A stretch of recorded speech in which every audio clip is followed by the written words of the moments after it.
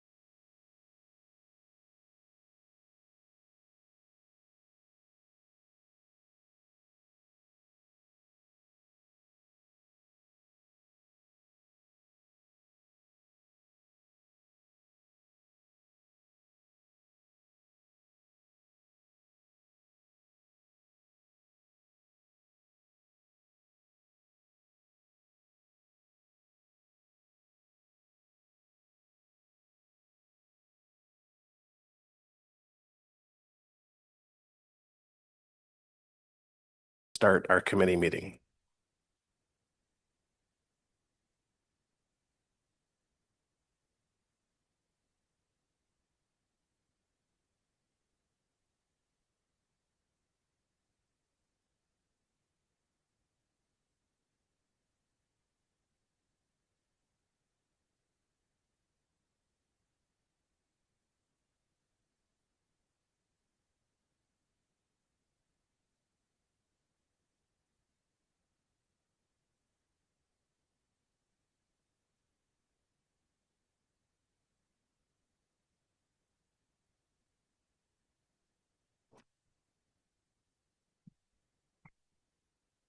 Well, good morning again, everyone. I'd like to call us to order.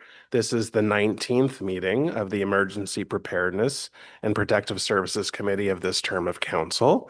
Good to see everyone today. We have not met since June, so it's been a few months, and good to see everyone here today. The City of Ottawa is located on unceded territory of the Algonquin and Anishinaabe First Nations people. They have been inhabitants and stewards of these lands for millennia, and we honor and recognize them. I would like to turn to the committee coordinator to take a roll call, please. Councillor Bradley, Here. Councillor Desroches, Councillor Devine, Here. Councillor Dudas, Ici. Councillor Hubley, Councillor Johnson, Councillor Kelly, Present. Councillor Luloff, Good morning. Conseillère Plante, Hello. Councillor Skalski, Vice Chair Hill, Present. and Chair Brockington. Here. You have quorum, Mr. Chair. Thank you very much. Okay. Do we have any declarations of interest? Seeing none. Confirmation of minutes. We have two sets. One is from meeting 18, our last meeting, Monday, the 23rd of June, 2025. And the other set is the joint meeting with the Public Works and Infrastructure Committee, meeting minutes 1, and that was from the meeting of May 15th, 2025. Any issues or concerns with those minutes? Seeing none, are those, is it carried or received? Received. Thank you. All right. We have 3 responses to inquiries from members of council. Problematic properties, new security features at City Hall, and review of driving school operating restrictions within city limits. I'm not aware of any member wanting to hold those. So I'm not seeing anyone wave at me online or in person, so we'll move on. So the 2 substantive items on our agenda today both have presentations from our staff. The first will be the 911 annual report for 2024, and that will be followed by the landscaping regulatory review. So we'll hold those matters now. Item 6 is the Emergency Preparedness and Protective Services Committee inquiries and motions for the period ending 6 October 2025. No speakers, no written submissions on this matter. Is this report received? Received? Thank you. We'll get to notice of motion at the end of the meeting. At the very end, other business is when I will be moving a motion to support for the establishment of a national fire administration. So I'm just flagging this now for members to make them aware of when we'll deal with this. We will deal with that item under other business. And Vice Chair Hill will take the chair at that point. Okay, so let's come back to our main items now. Item 5 is the 911 annual report for 2024. It's good to see Acting Director Chapman before us today, as well as Director Gooding. So we'll start with the Acting GM. Good morning and thank you, Chair. So we'll turn it over to Director Gooding.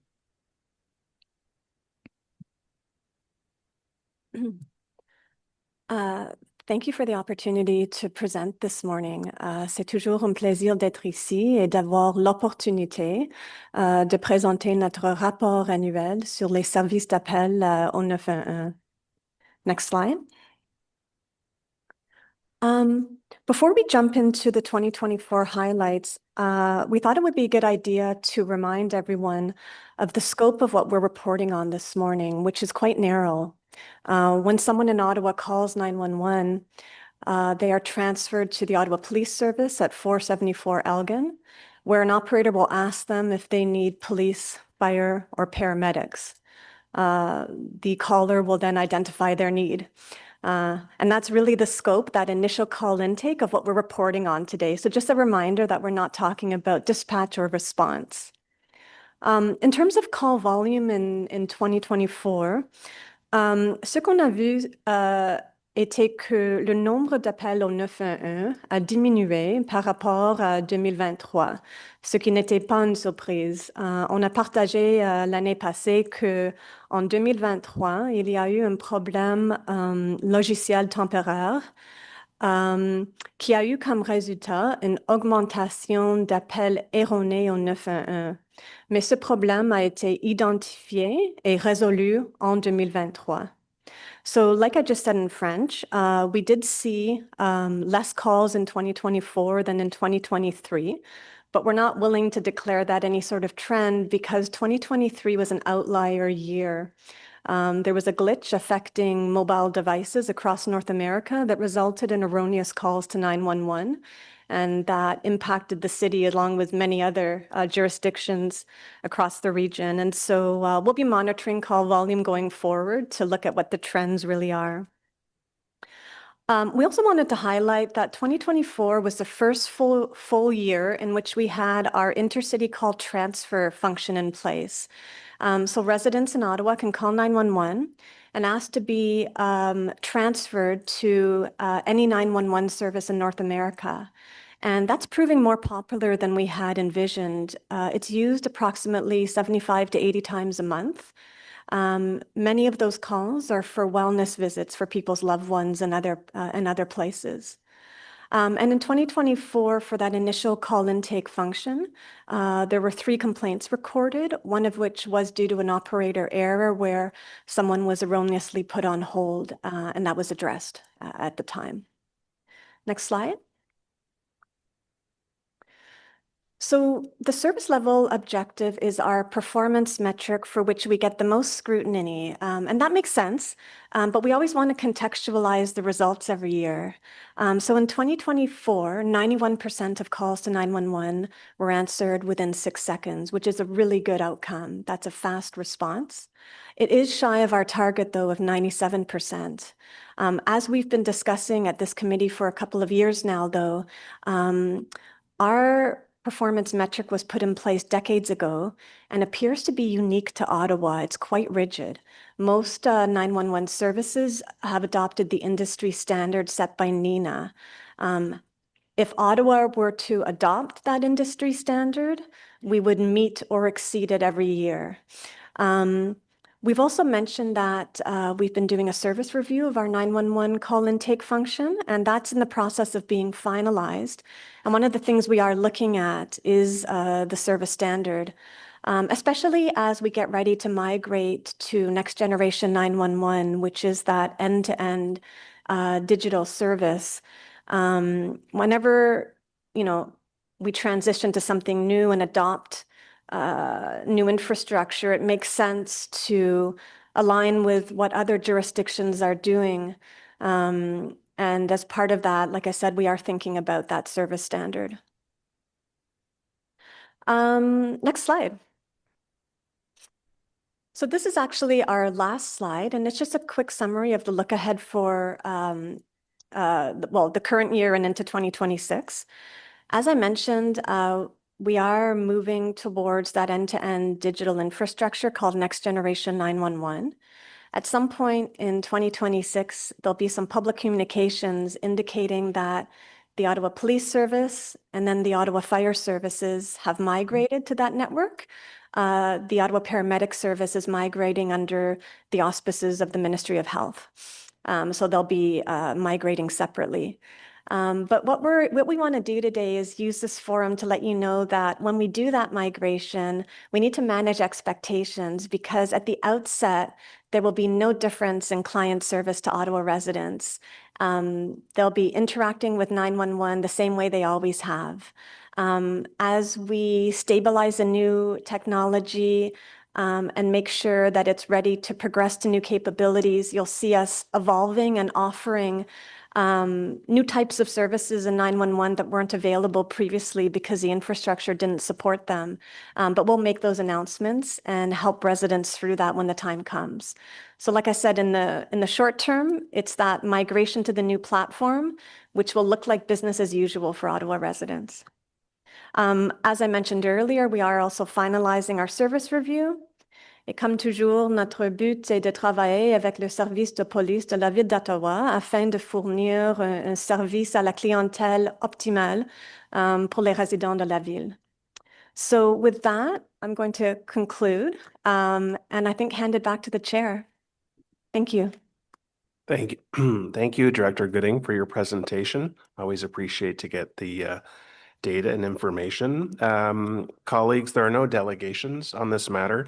We did receive one written submission from Mr. Michael Wood, which is in the shared drive for everyone to look at. And now questions for staff.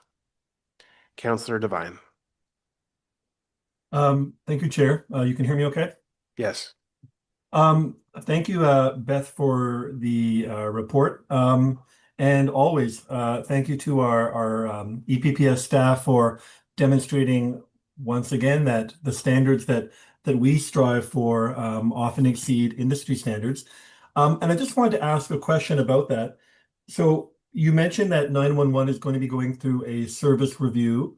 And I just wanted to, forgive me if you already mentioned this in your briefing, but will that service review have within its scope any exploration of whether or not to align our higher than NENA standards with NENA standards? Yes, thank you for the question, Chair. Before I answer it, I was remiss in my introduction. I forgot to introduce Mr. Eric Janis, who's sitting beside me. Sorry about that. Eric manages our 911 comm center at the Ottawa Police Service, and he's here both for moral support and to contribute to any answers, especially technical ones. And so my apologies, Eric. In terms of the 911 service review, we're looking at all aspects of our call intake function, including that service level objective. And definitely, Councillor Devine, we are determining whether it makes sense to align with the NENA standard, which is adopted by most jurisdictions in North America. Right now, because we're not on the same standard, it is a little bit harder for us to do benchmarking. We just are in a sort of class onto ourselves in that regard. And so that's one of the considerations that we're looking at. I've got two more follow-up questions to that. So kind of with, in response to your comment about benchmarking, do we have any way of demonstrating that our ability to deliver above the NENA standards, where I think you said right now, 91% of calls answered within 6 seconds, as opposed to the NENA standard of 15 seconds. Do we have any way of tying our higher standards, not just to better service, but to decreased consequences? Like the fact that we can respond to calls that much sooner, are we getting more people directed to, are we solving problems faster in a way that has a tangible safety benefit on the community? Thanks for the question, Mr. Chair. It's an interesting one, but also a difficult one for us to answer. I mean, there are obviously benefits to having a quick answer from 911, but in terms of determining whether or not resources need to be dispatched and what type of response is necessary, that's still going to require follow-up and discussion with the appropriate emergency services.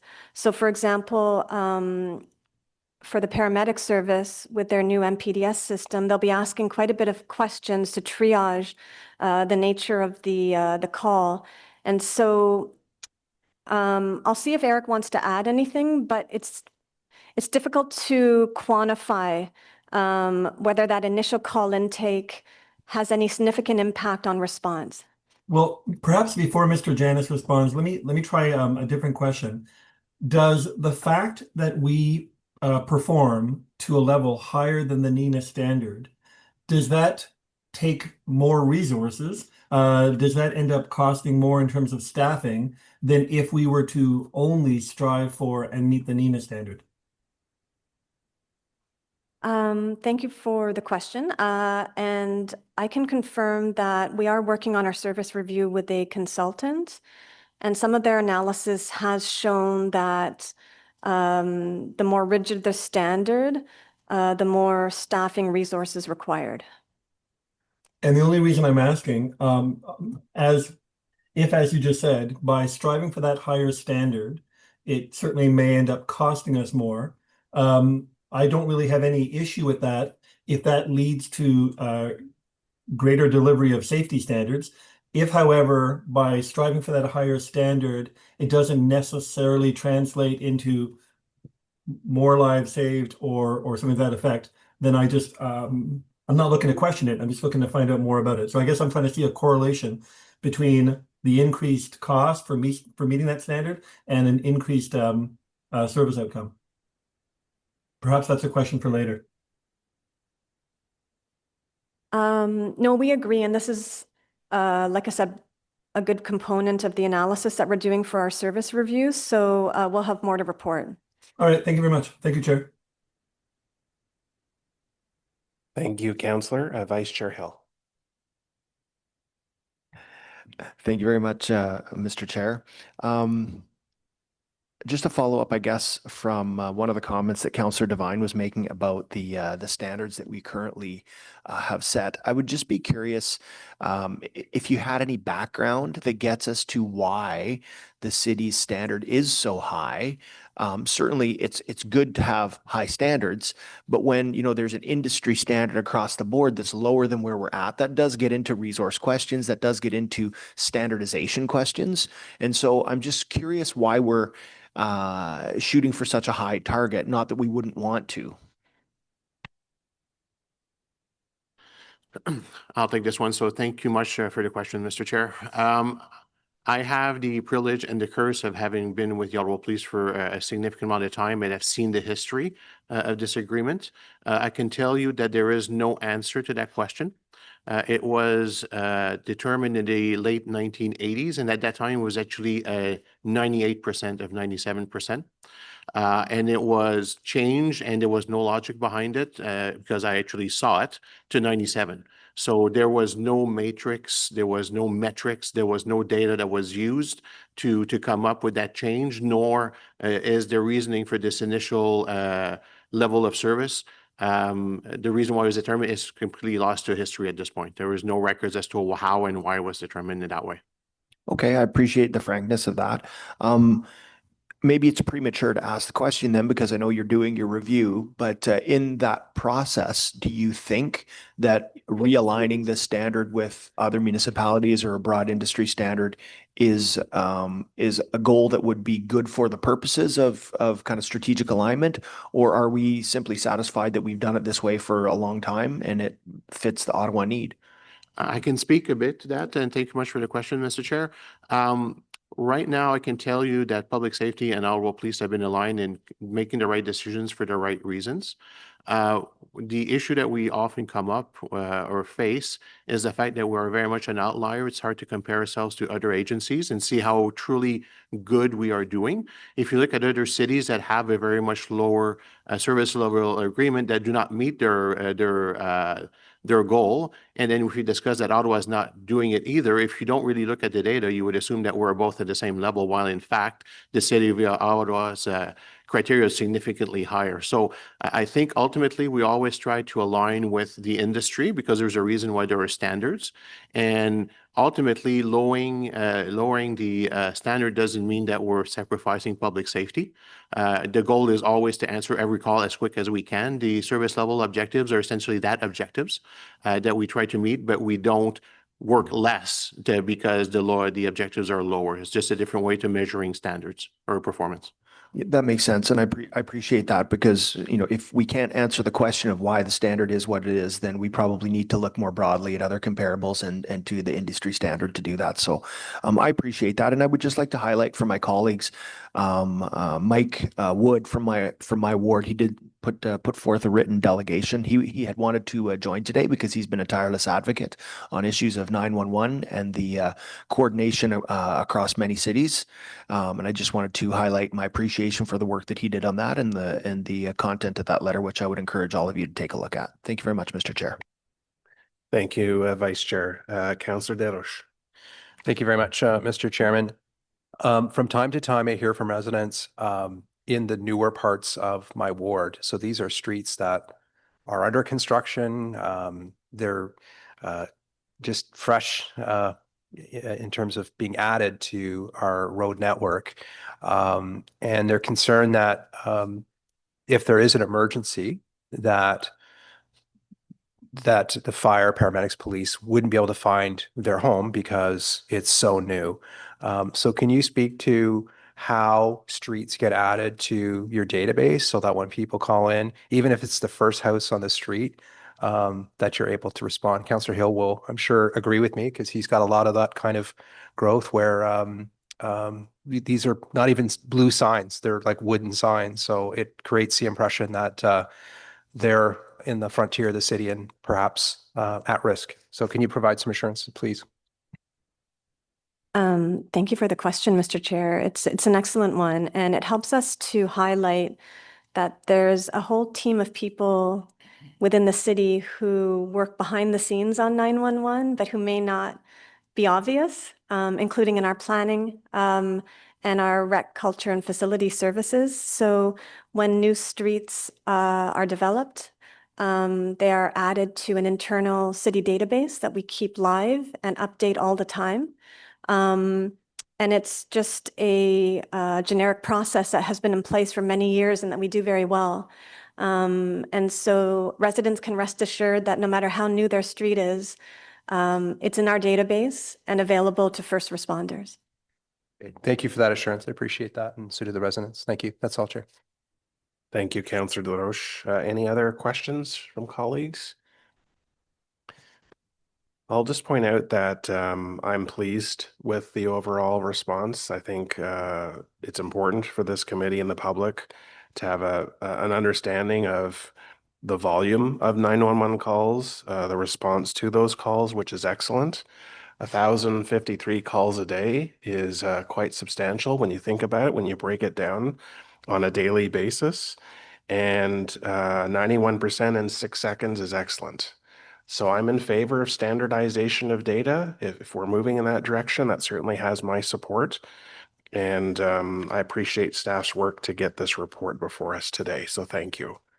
So colleagues, the motion before us is that the Emergency Preparedness and Protective Services Committee recommend Council receive the 2024 911 annual report for information.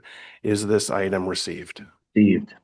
Thank you very much. Thank you very much as well for being with us today. Okay, we will now transition to 5.2, the landscaping regulatory review.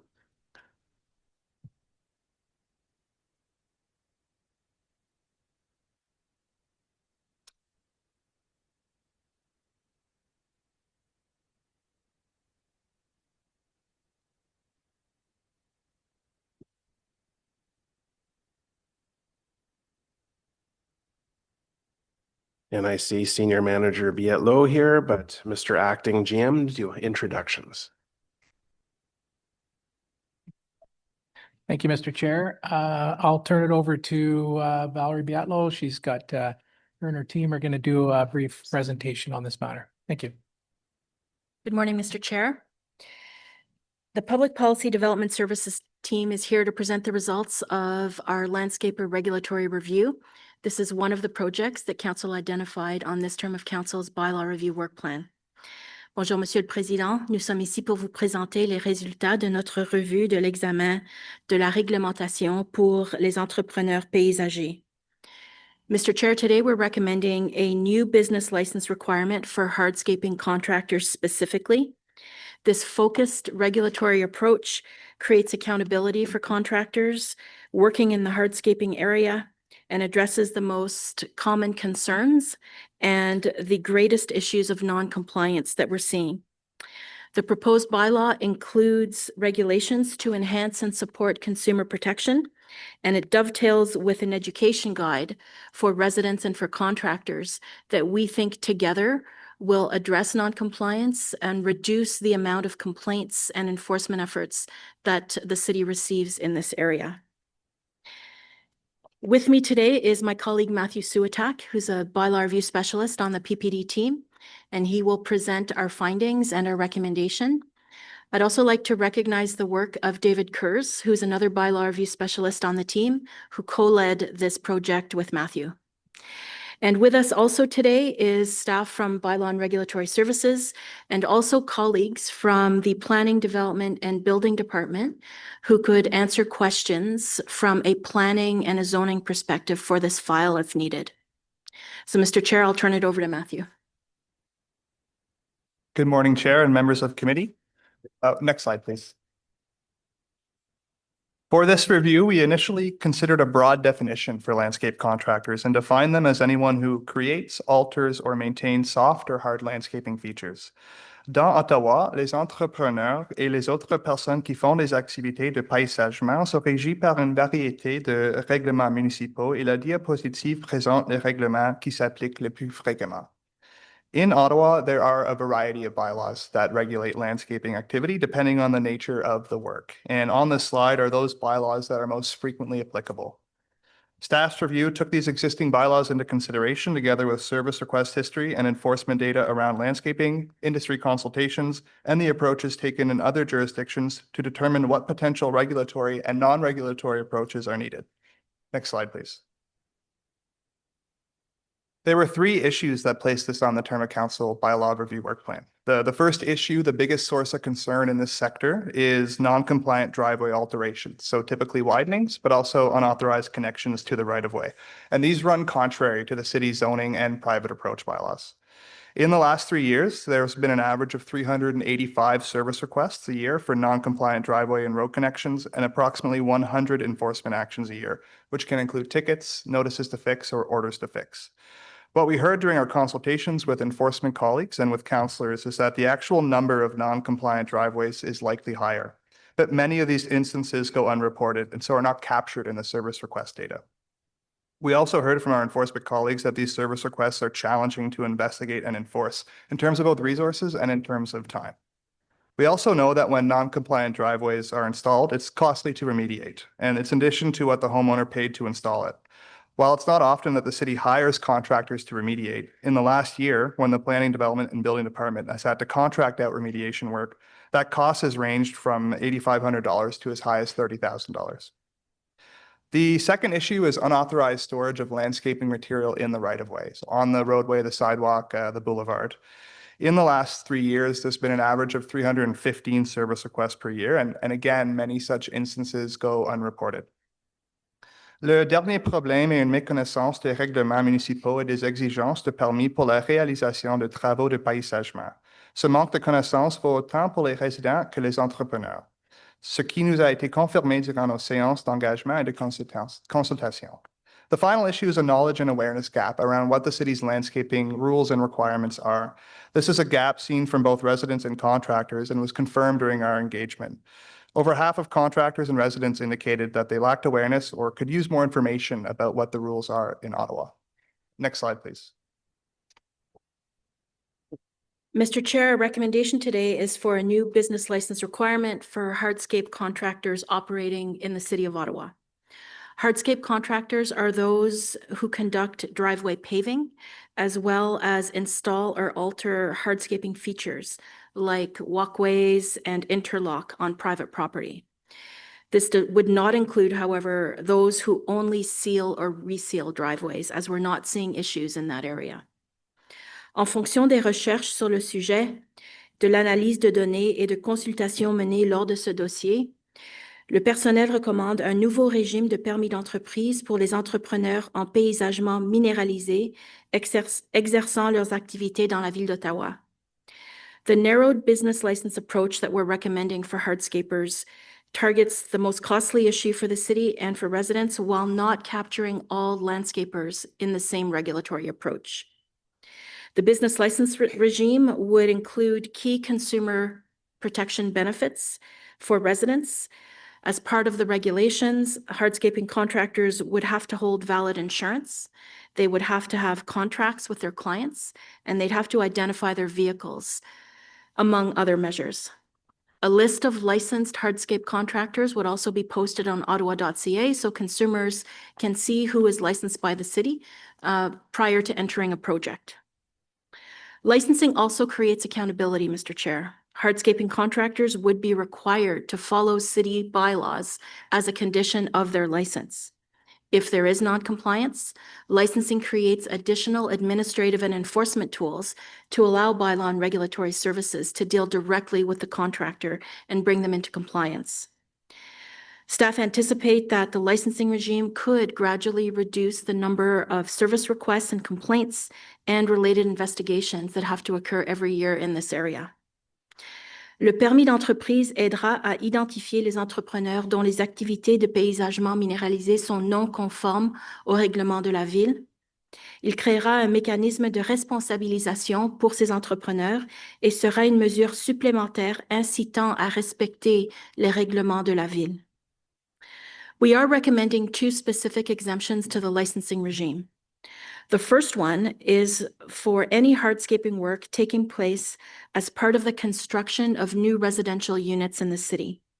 The purpose of this exemption is to avoid creating any impediments to the construction and delivery of new housing in the city of Ottawa. And we know that this area is not the area that causes the greatest concerns for non-compliant hardscaping. The second exemption is for hardscaping work that's taking place as part of a normal farm practice. This exemption specifically addresses and supports provincial legislation that prohibits a municipal bylaw from interfering with normal farm practices and farming operations. In terms of the licensing fee, we're recommending an annual fee of $381 plus the usual $60 admin fee that's charged to all licensing categories for a total of $441 annually. And this is equivalent to the licensing fee that's being charged for snowplow contractors. However, we recognize that some of the city's licensed snowplow contractors also do hardscaping in the summer months, and therefore we're recommending that licensees who provide both types of services in the city not have to pay that second licensing fee. So while they would both be required to obtain both licenses and meet all the requirements, they would only be charged one licensing fee. Finally, Mr. Chair, staff are not recommending or asking for any additional full-time resources to launch this new licensing regime. The revenue collected from the licensing fees will be used to offset administration and enforcement within bylaw and regulatory services existing complements and would also be used to support the summer student program. Next slide, please. Nous avons mené de vastes consultations pour la préparation de ce rapport. Nous avons identifié et rejoint quelques 1100 entrepreneurs paysagers menant des activités de paysagement dans Ottawa, ainsi que 7 associations industrielles. Nous les avons sondés à 2 reprises et nous avons aussi réalisé un sondage auprès du public par l'entremise de participants à Ottawa. Nous avons aussi consulté les membres du conseil et nous avons eu des échanges avec des municipalités qui ont procédé à un examen de règlement similaire. To help develop our recommendation, we conducted broad consultations. We identified and reached out to 1,100 potential landscape contractors operating in Ottawa and 7 industry associations, and we surveyed them twice. We also conducted a public survey via Engage Ottawa, consulted with members of council, and engaged with other municipalities that have undertaken similar bylaw reviews. We also met with the various departments and service areas internally, with a focus on those groups that enforce regulations that intersect with landscaping work. In terms of the feedback we received, there is mixed support for the creation of a new business license from contractors, with 58% of respondents to our survey in opposition and 42% in support. From both our contractor and resident surveys, approximately 50% of respondents indicated they did not understand or at least could use more information around Ottawa's landscaping bylaw and permit requirements, and a majority supported more education materials to help meet this gap. We also learned in our municipal benchmarking that business licensing of either all landscapers or a subset of them was a common approach to promote consumer protection and to address issues of non-compliance. Next slide, please. As part of this recommended licensing regime, staff will also be developing a companion education guide. This guide would be in the form of a physical guide and also a webpage on ottawa.ca, and it would be specific to what contractors and homeowners need to know, in particular regarding permit requirements and general bylaw compliance. The guide would be created using simple, accessible language and would be able to point residents and contractors to additional resources should they have any questions. And the guide would also clarify the contractor and the homeowner's responsibility, underscoring that it is still the homeowner's responsibility for any non-compliant landscaping work that's taken place on their own private property. As part of licensing, contractors would also be required to provide a copy of this guide to their clients to ensure that it is well distributed and available for review prior to any landscaping work beginning. Le personnel croit que ce guide pourra réduire le nombre de demandes de services à l'avenir et aidera à réduire les éventuelles modifications d'entrée de cours et d'autres activités de paysagement en matière dure non autorisées avant leur construction. Staff anticipate that this guide could reduce future service requests and help mitigate the potential for unauthorized driveway alterations and other hardscaping and landscaping activities before they are built. Staff from Emergency and Protective Services and other departments will develop the guide over the winter with the goal of capturing all landscaping-related information, including any new changes to the upcoming zoning and private approach bylaw reviews that'll be before council in Q1 of next year. The aim will be to have the guide ready in time for next landscaping season. Next slide, please. Staff recommend that the new license requirements and associated fees be implemented as of March 1st, 2026 to coincide with the start of next landscaping season and to allow for sufficient time for hardscaping contractors to become familiar with the new licensing requirements. Staff have communicated with impacted contractors to advise them of the recommendation and will continue to communicate the outcome of this review and any next steps. The licensing application and requirements will also be posted online on ottawa.ca. Thank you. Merci. Excellent. Thank you for your presentation. I do want to acknowledge all the work that you have invested to date. It's not as simple as us providing a direction, go amend a bylaw. It's all the research and review of best practices, consultation with the industry. There's 13 different bylaws that touch upon landscaping. So there's a lot of work that's been involved to date, and I want to thank you for getting us to this point. Colleagues, we have one delegation this morning, and I also want to draw your attention. We have two written correspondence that's also in the shared drive for you to review as well. So I call upon Mr. Jonathan Gilman. Good morning, sir. All delegations have up to 5 minutes. At the 1 minute mark, I'll just say 1 minute to give you an idea of 1 minute left, and just press the button for your microphone in front of you. There you go.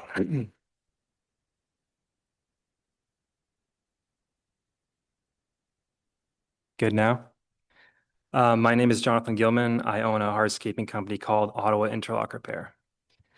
I'm not sure if there's a slide. If so, can you play the first one? I don't think there is though. I started my landscaping company at 17. I couldn't get a startup loan. My banker wouldn't even let me open a business bank account. The insurance broker I called referred me to an alternate insurer who referred me to an alternate insurer who insured me at about 4 times what I expected to be insured at. At the time, I couldn't do much, but what I could do was open a landscaping required. I remember when I first started out, I would count out exact change in thousands of dollars to my suppliers because they wouldn't accept checks and I wasn't old enough to get a credit card. If 17-year-old me was starting out in March 2026 versus March 2013, I, with the proposed regulations, wouldn't be able to get a landscape license. But I'm not here for myself today. Thankfully, over the past 13 years, I've built my business up slowly year over year to a place where I can easily afford a license, then the subsequent paperwork, insurance coverage, etc. I'm over 18. I can legally sign contracts. I'm not here for myself. I'm here for 17-year-old me, and I'm here for a kid I know who's starting out at 13 mowing lawns, trying to get his own landscaping company off the ground.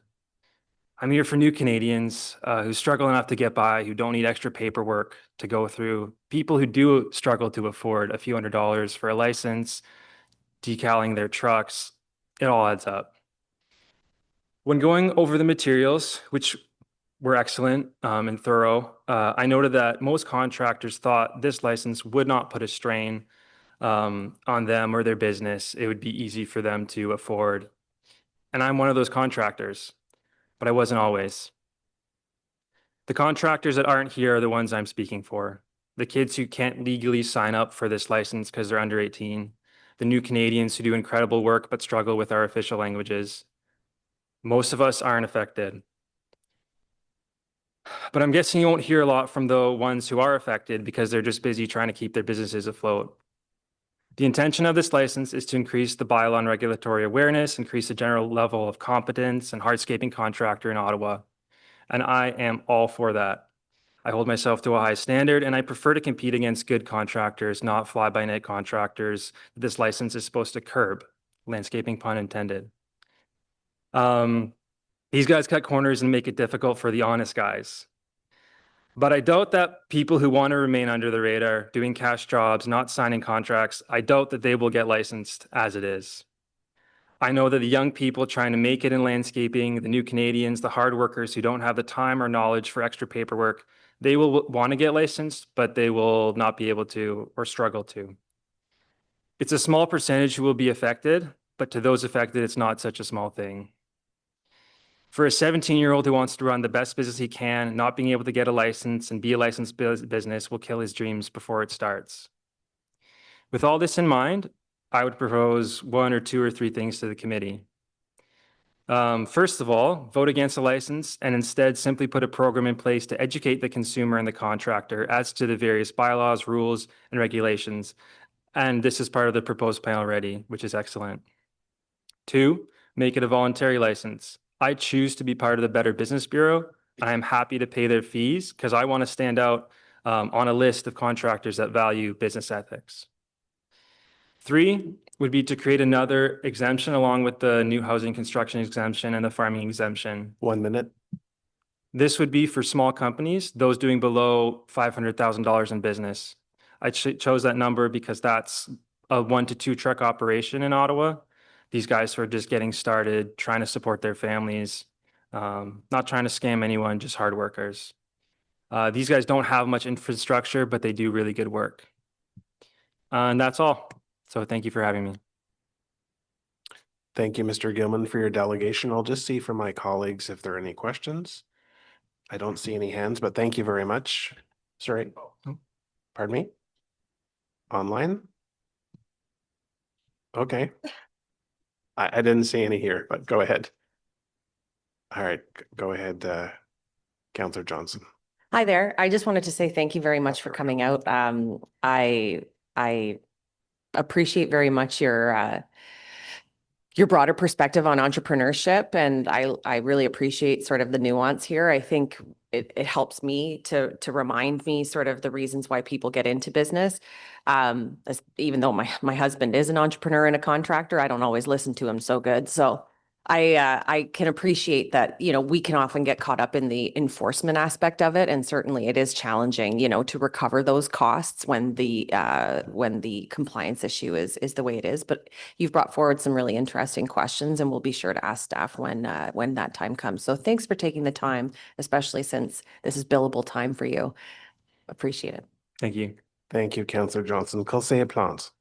Oui, merci. No, I just kind of want to echo Councillor Johnson's comments about coming today. I often say the people who should be delegating at committee are not often the ones that show up because they do have things like responsibilities and billable time. So I know that's a bit of your knock in your profits today. So thank you so much for doing so.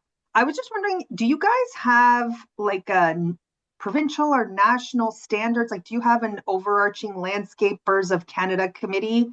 I was gonna maybe go on their website today and have a look around, but yeah, I was just wondering if you belong to something like that or if it even exists. There is Landscape Ontario who was quoted in the report, or consulted in the report. Landscape Ontario is something I'm a member of. As mentioned, Better Business Bureau, and there's other licensing bodies that I've gotten training from, but it's not a requirement. Okay, and I'm just curious, do you landscape in the winter, number one? And number two, how do I keep my plants alive? Because I have a lot of problems with that very basic task. Thank you. Hardscaping, I think you're referring to softscaping, which is not going to be affected, I don't think. Okay, thank you very much. Thank you. And Vice Chair Hill. Thank you very much, Chair. Thank you very much for the delegation today. I found it really informative. I think it's really important for us to hear from small businesses because oftentimes I do think you get drowned out from time to time. I suspect that I will be supporting this report as it comes up, but I'm going to take into account the three things that you brought up. I'm going to probably ask some questions maybe a few years down the road on how this program is taking place. And if there are some of the concerns that you're raising that need to be adjusted or more monitored. But I just want to put to you the question of, you're at the coal face of this industry day in and day out. How big of a problem do you see in terms of non-compliant contractors that are doing things that are not aligned with city code, as that kind of compares to other types of renovation construction businesses, deck builders, other types of people out there? Because to me, this seems to be like a really strange anomaly. And I would really be interested to get your perspective on the driveway widening issue and why I think it's pervasive. And I would be interested to hear if you think it's pervasive. It definitely is pervasive. We, as a repair company, we've been asked to remediate some of these situations. And I don't know where the numbers of 8,500 to 30,000 came up, but I don't think it's that hard to remediate things. But it is pervasive. And one thing is that we get asked to do illegal works. It's coming from the customer, the consumer more often. We've done over 2,000 jobs in Ottawa, and I've never suggested something that is against bylaw. Specifically in this area, we always say, no, we will not go that far. We will only go where we're allowed to go. Or you can request an exemption, a permit, et cetera, et cetera. I think this one in particular is noticed because of just how we're designed in Ottawa with so little space and such small driveways. So everybody says when they move into a new house, I'm going to be widening it. What can I get away with? And then it's just if someone, they just push and push until they get as much as they can. Or they'll put a front patio in, which is legal, but they're going to park on it. If they'll come in on a narrow entry because they're not widening it at the street, and they'll put a front patio in that no one will notice, so they can park, something like that. I don't see it as an anomaly. My friend who's a deck builder always has two prices, one for permitted decks and one for a deck renovation, quote unquote, that is not a renovation, but is a new deck that he's trying to get away with. And that's so common. I don't see this as an anomaly. It's just that it's outside and you don't see what's happening inside. Okay, well, thank you very much for your delegation here today. Thank you. Thanks. Thank you, Vice Chair. Councillor Skalski, I had you next.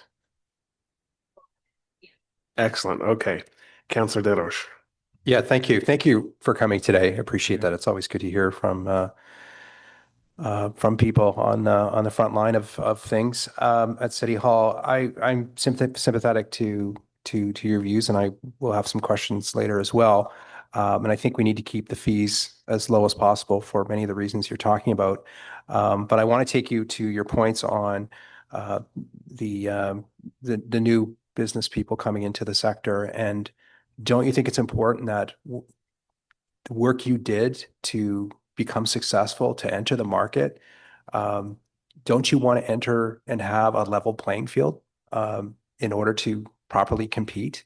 And I think, as Councillor Hill talked about, it's quite common to see a lot of illegal work being undertaken, certainly in Riverside South and Finley Creek. I hear about it quite a bit. don't you want a level playing field so that you can properly compete and scratch your way and work your way to being a bigger enterprise? I would definitely want a level playing field, but I think the point that I'm making, and I believe we spoke to this already, is for people who are just getting started, the small contractors, an extra license plus the cost of decaling a truck and making sure everything is in order and that paperwork requirement, it's not, for the smallest contractors, it's not, they can't even get on that playing field. That burden of a few $1,000s by the time you add everything up might be like I couldn't afford my truck. I met a guy on Kijiji who agreed to give a kid a chance and sold me a truck on payments from a stranger. That's how I was able to get started. That money he didn't take from me right away, let me start. And that's what I'm talking about here is people who are just that few $1,000s might not seem a lot to people who are well established, but it is. And I remember what that's like. So yes, I would like that, but for the small guy, they can't even get on that field. Thanks for the feedback. That's all. Thank you, Counselor. Seeing no other questions, thank you for your delegation this morning. We appreciate your time. Now, questions for staff. Counselor Skalski. Hi, thanks so much for your review and for this proposal today. I have a question for you. You mentioned that you received mixed responses from businesses. How do you have a breakdown of how many of those businesses were small businesses that were favorable for this particular licensing regime? Thank you, Mr. Chair. Councillor, we did receive mixed feedback, and in terms of the responses that we did get, we're estimating about 2/3 were from small businesses based on the fact that they owned 5 or fewer vehicles in the survey engagement. And the support and opposition for the license was a similar split as to the overall numbers as well.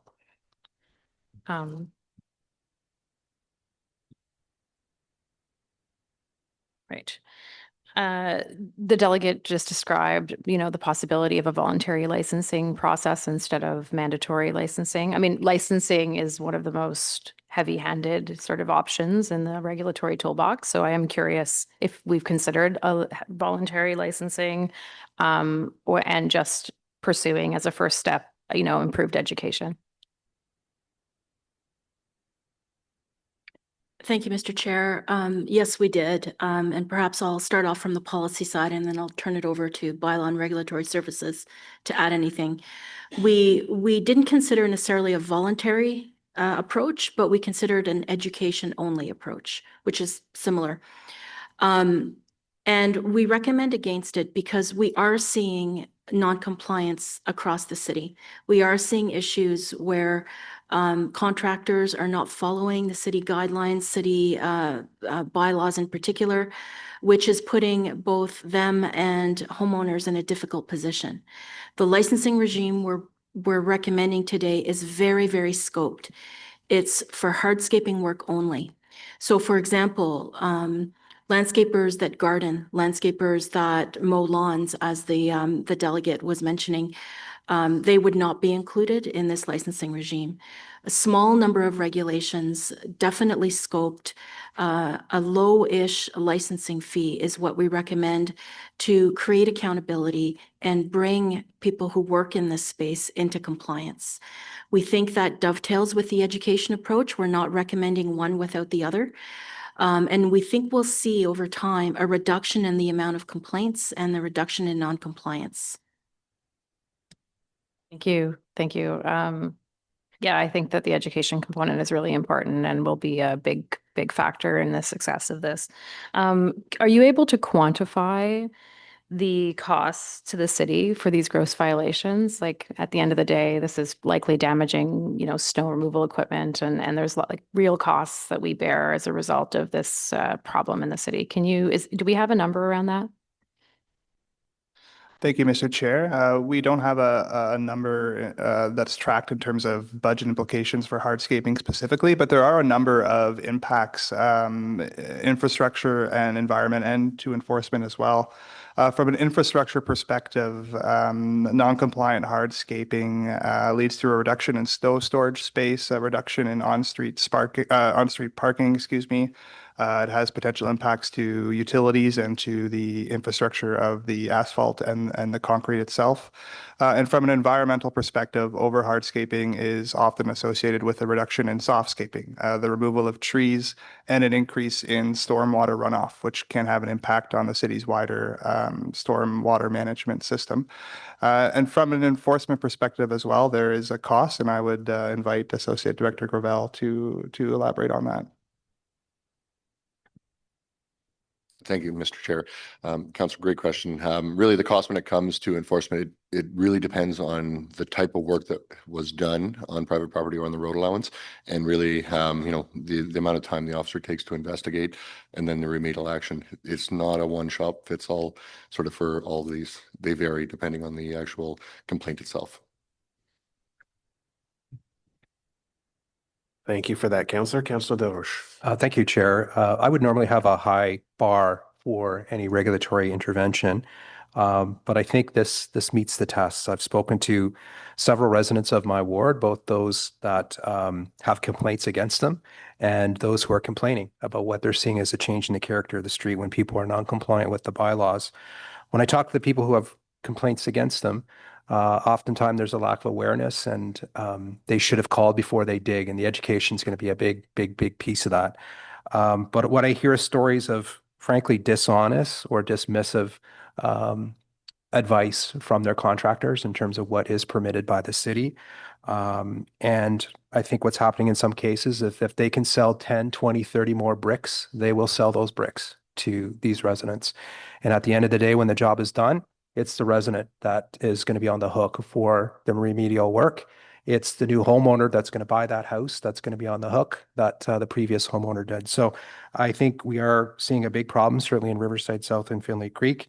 What really gets my goat is when the trees come down too. That is, I think, just terrible. And we just had a report on the canopies in our wards, and obviously in my ward, with the growth that we've seen, we've got some work to do to maintain and grow the trees there. And I see streets that over 10 years that the trees have flourished, and it really is a great street. So I am very troubled when I see the trees come down for road work.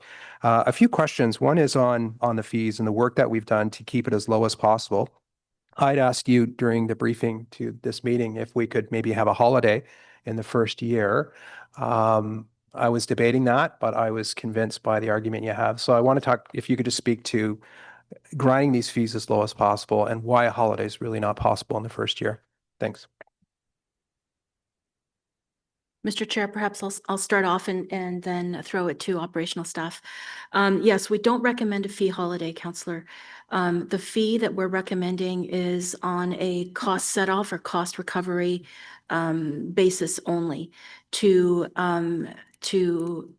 get revenues to use internally within bylaw and regulatory services to administer and enforce this new regime, and to supplement the summer student program, and bylaw staff can speak more to that. This regime we're recommending coming to force on March 1st. So the first year of this new regime would see a smaller fee for contractors in any event, because they'd only be charged from March 1st. So it's a bit of a smaller fee. And then it would be an annual fee going forward. This is not over and above cost recovery or cost set-off. It really is just to meet the city's costs. We know that fees get approved by council every year as part of the budget process. Should there need to be a change in the fee, staff could come forward at that point and signal that to council. So we really are taking the example from snowplow contractors. Regulations are similar, and that's what we based the fee on. But I would invite my colleagues to add any operational information as well.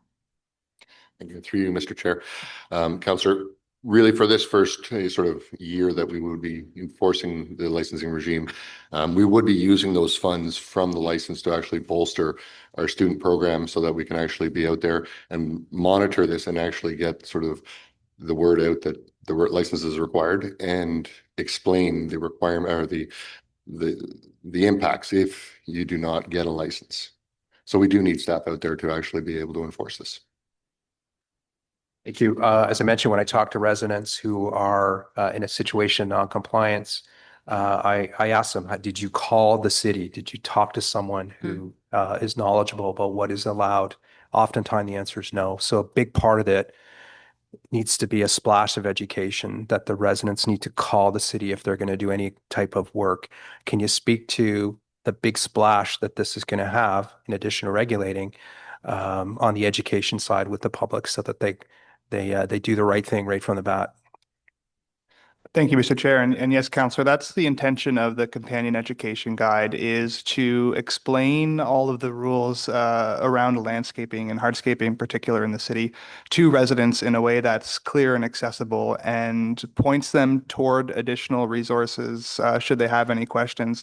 The goal of the guide, along with the license, is to prevent these situations from happening in the future. And so the guide will be speaking to the various landscaping activities in the city and informing residents of what they need to know, what's most important, and where they can get more information should they need it. Okay, thank you. Last question is on signage. I spoke earlier at committee on these new streets, new homes that are being built. Many of these streets are littered with illegal signs for various contractors. They're attached to the mailboxes, they're attached to the light posts, they're attached to the stop signs, and it's really out of control. With this regulatory regime, would we have some ability to influence some of these contractors who are advertising? I would add one of the contractors had a Better Business Bureau ad on their illegal sign that was littering the community. So it's a bit of the wild, wild west out there in some of these newer parts of the city. Would we be able to regulate or make some interventions with some companies that are in these sign wars that are taking place in the newer subdivisions? Through you, Mr. Chair. Thank you, Councillor, for the question. Currently, we do have bylaws that regulate signs on city property. Now, in situations of non-compliance, the license actually gives us that extra tool so that for situations of continued non-compliance, we can actually put conditions on that license to ensure that those violations do not continue to occur in the future.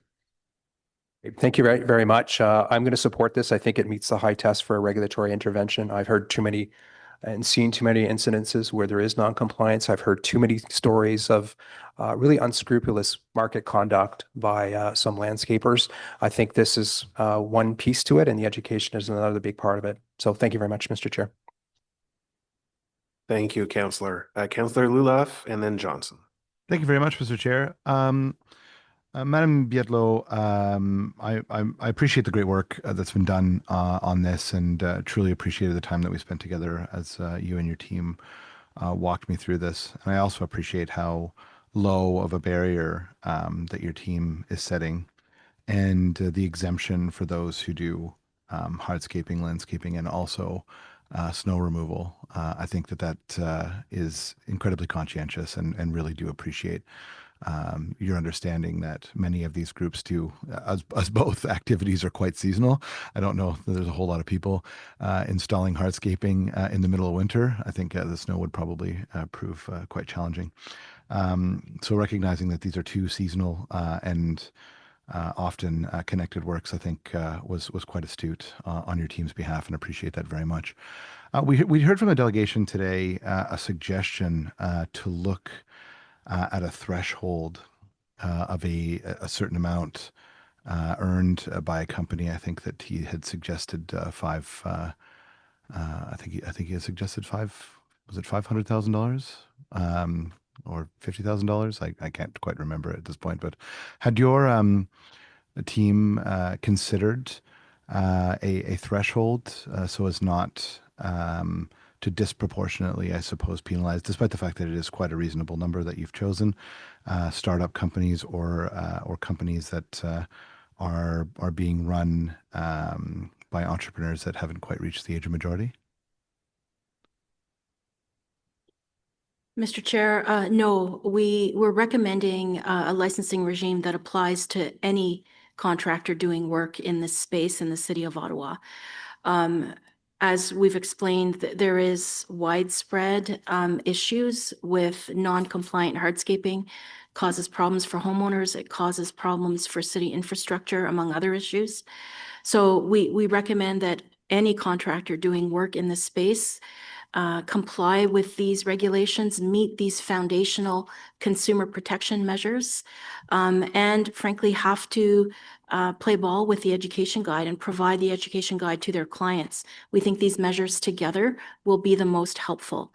In terms of administering a low threshold license, I'm not aware that the city's ever done that. It could be challenging to establish what those benchmarks are and then get that information, get that sort of proof of below threshold or above threshold. So no, it's not something that we considered. I would turn it over to bylaw staff though to see if they have any other comments on how this type of separate approach could work. It's not something that we recommend right now. Thank you. Through you, Mr. Chair.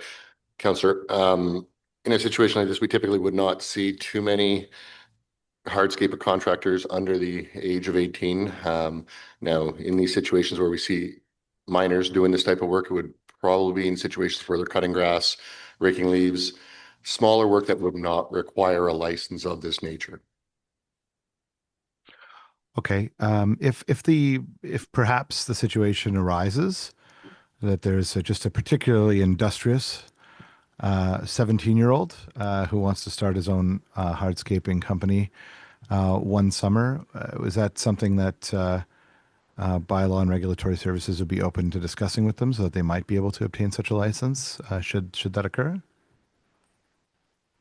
Or would you require, perhaps, a co-signer or something like that? Just what would the mechanics of that look like should you receive an application from somebody who's under the age of majority? So thank you, Mr. Chair. Councillor, great question. Something that we did think about while the delegation was speaking to this. Again, the concern is, I mean, there is that requirement that they must be 18 years of age to obtain a license.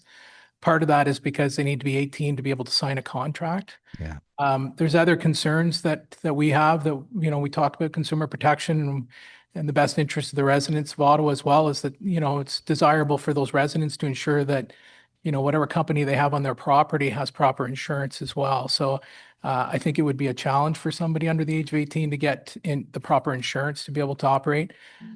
What I would say is that often what we see where, between the ages of 15 and 18, where they're helping out with these type of businesses, they might be a partner in the business, but I mean, it's usually a family-run business. So it's usually a mom or a dad who's operating the business, and they would make application for the license, and we would consider them as the owner of the business and the applicant. And as long as they have proper insurance and they're over the age of 18, that wouldn't be an issue.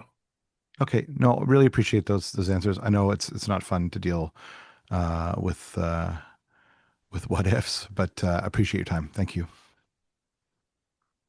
Thank you, Councillor, for your questions. Councillor Johnson and then Hill. Thank you, Chair. So I just wanted to explore a little bit more the exemption for new build homes. Can you help sort of unpack how new home, I appreciate the hesitancy to put any new regulation on home building, but how will we ensure compliance with all of our other 12 bylaws that touch this one in the absence of a landscape license in that case? Mr. Chair, even if the exemption applies for hardscaping occurring during the construction of a new residential building, that construction and what's being built is still subject to all the other city bylaws. The exemption only relieves the necessity of getting a license for that particular work. We know that many of the construction for new residential units are governed by development agreements and the other bylaws, as I say. So when Greater Ottawa Home Builders Association raised this concern with us, we took it very seriously. Again, the aim is not to create impediments in these particular circumstances to the delivery of these new residential units, while still, and we feel comfortable recommending that because we know there's still the underpinning of development agreements that have terms and conditions, that have securities, and all the other bylaws that can be applied if needed, if there is non-compliance. Thank you for that. I'm less concerned about greenfield development because it doesn't impact College Ward, but certainly infill development, we have seen an uneven degree of adherence to the city's right-of-way and private approach bylaws. We've seen irrigation systems installed right up to the road. We've seen ditches be filled in, other types of behaviors that have really impacted the stormwater management in some of our communities that are seeing big infill. So I guess I just wanted to make sure today, I do support the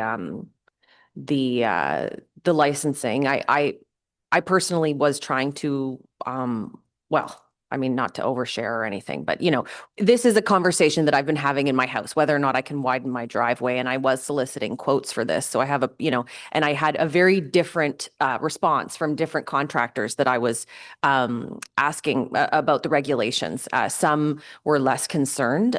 Some asked me, how much I knew about it, right? And so I am waiting. My spouse is annoyed that I'm waiting because we can see other people on the street across from us widening their driveway at this very moment, right? So we have, the new zoning bylaw that will allow for everything pre-2007 to be accepted as legitimate exemptions to our new rules, which will be perhaps clearer or perhaps even more complicated for people to understand.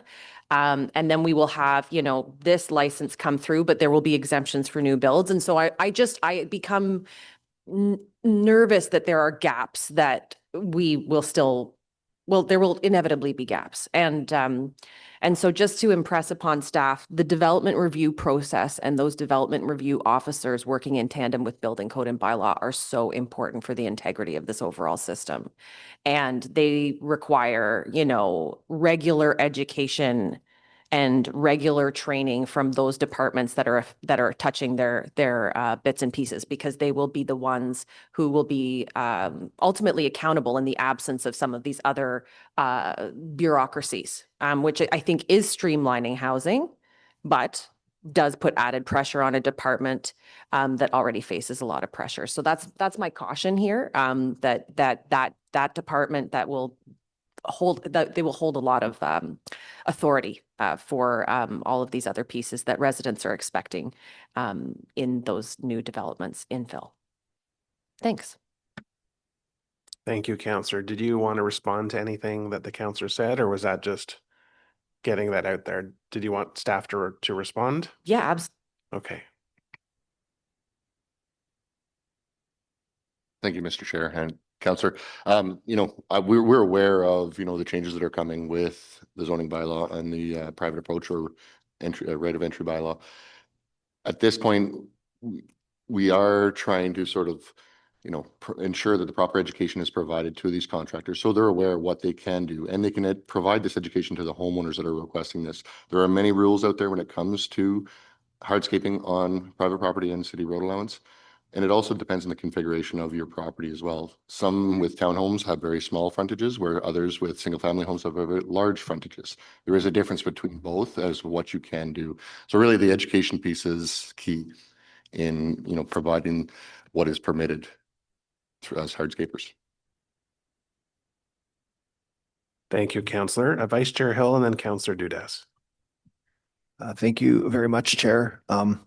I just want to start by acknowledging, certainly this has been a a tough file for me to get to know and understand because it is pervasive.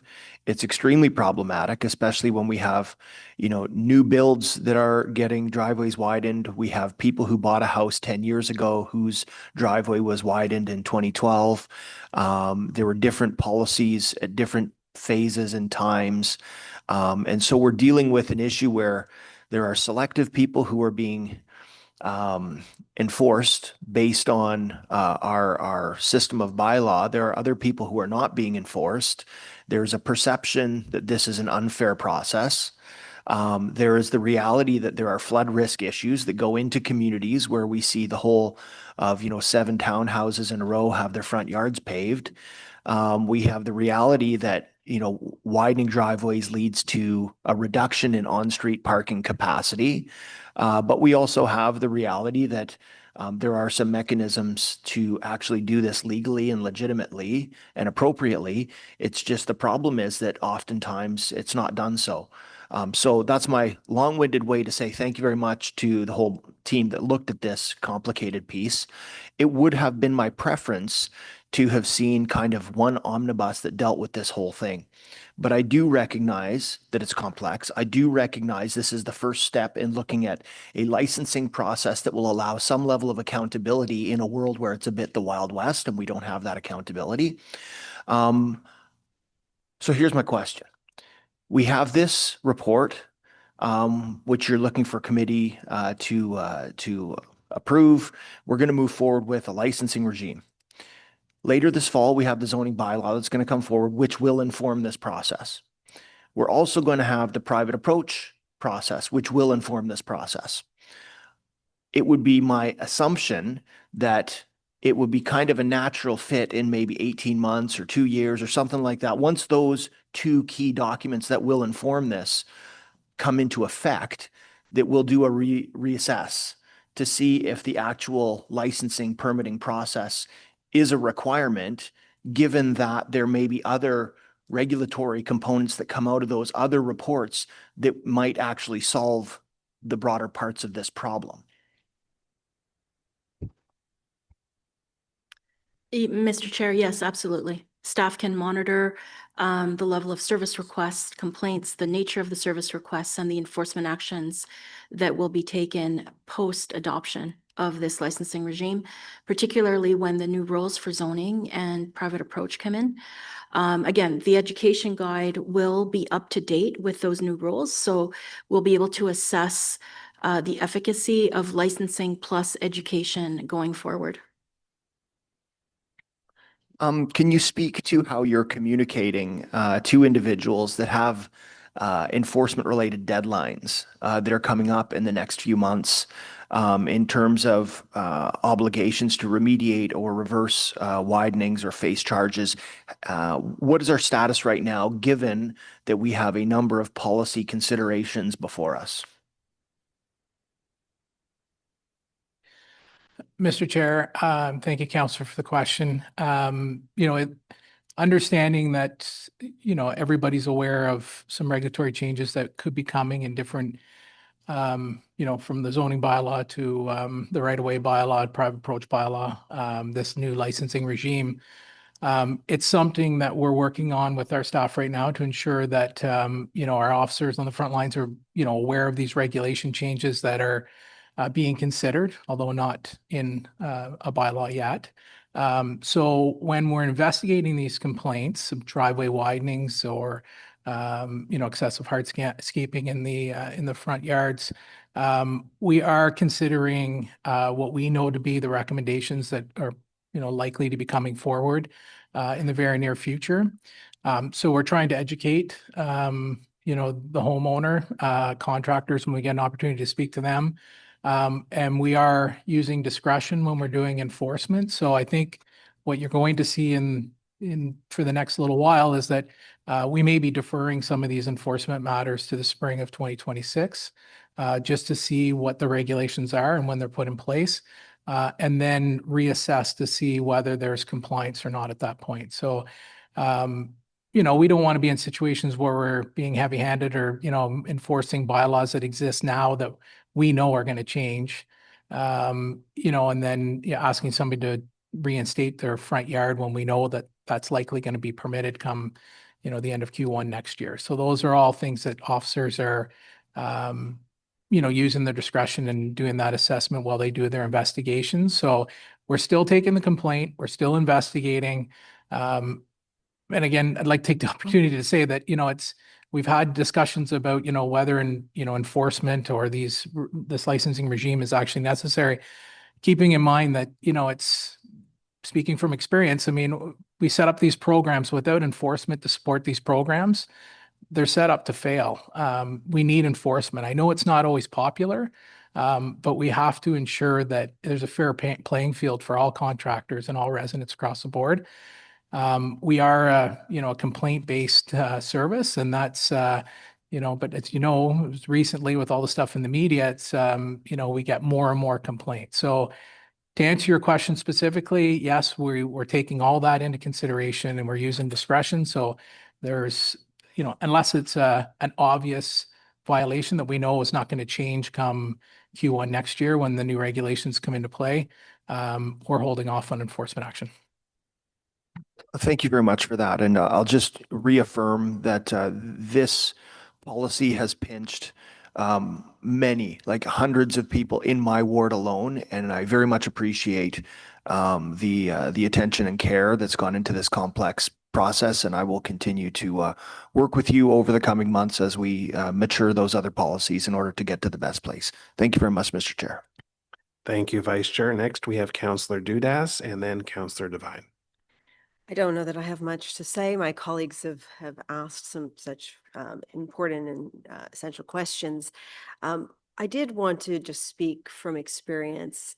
When you first briefed us on what you were proposing, I know I was not particularly keen on having more of a layer of regulations and licensing on our local businesses.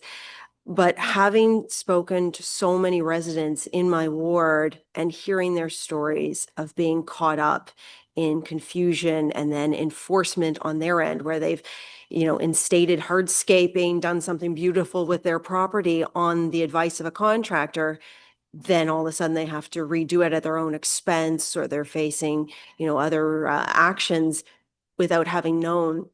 I think that this is the right thing to do. At the moment, it's a bit of a Wild West out there. As my colleague said, you get one contractor, they'll say one thing, you get another one, they'll say the other. Some will say it's up to you as the consumer to know the rules. Some will say, oh, I know the rules, it's okay. And you don't know where you fall. Some residents will do the due diligence and find out. Others will just assume on good faith. And I'm not keen on allowing good faith to rule this. So I do think this is the right thing to do. I also agree with my colleague that after a year or two, we should be reassessing this. Because if we don't have to put additional financial pressures on our local businesses, I'd rather not do that. I think that there's a high need for education for both our residents, but as well as our contractors as well too. So I would really ask that happen. I do think, and you've kind of also answered it, but I do want to know, so what happens after this comes into place? Say we approve this and this comes into place, and there are contractors that continue to operate, but without a license. And, once again, you may catch wind of them or not. How do you follow up with them and make sure that there is an even playing field for those contractors who have done their due diligence and have acquired a license? Through you, Mr. Chair. Thank you, Councillor, for the question. And in these situations where contractors are unlicensed after they're required to be, it's a normal enforcement practice. We would respond to a complaint, we would deal with the contractor, provide the education piece, and an opportunity to license themselves. If they so choose not to, then we would deal with the enforcement side. Okay. Well, I do hope that this is successful in not only creating that even playing field, educating our public, educating our local businesses, and making sure that everybody's adhering to our changes and our regulations, and making sure that people can still, beautify their properties in a way that they want to see. So thank you for all the hard work into this, and I have no further questions, Chair. Thank you, Councillor. Councillor Devine. Thank you, Chair. Thank you very much to staff, not just for the work involved in preparing the report, but the extensive work in briefing councillors. I very much benefited from the two briefings that was made available to me prior to this meeting. So I am certainly in support of the licensing recommendation, not only because I believe, clearly this will be of benefit to protecting customers, i.e. protecting our residents, but also it will help support the good faith actors in the industry and help them remain competitive. And I am certainly sympathetic to the comments we had from the delegate, Mr. Gilman, and I'll have a question pertaining to that. But the other reason I'm really encouraged by this recommendation is not just the protections to residents and industry, but the protections to the citywide concern of having better stormwater management, particularly in our established areas where all kinds of infill development and other measures are wreaking havoc on on infiltration. So with that said, I have a few questions, largely motivated by the context provided by my colleagues, Councillor Johnson and Councillor Hill, talking about, we've heard the term Wild West being described, where there's certainly a lack of consistency among the industry. So my first question, with regards to the exemption for new builds, just so I'm clear, does that exemption apply even to one-off infill projects?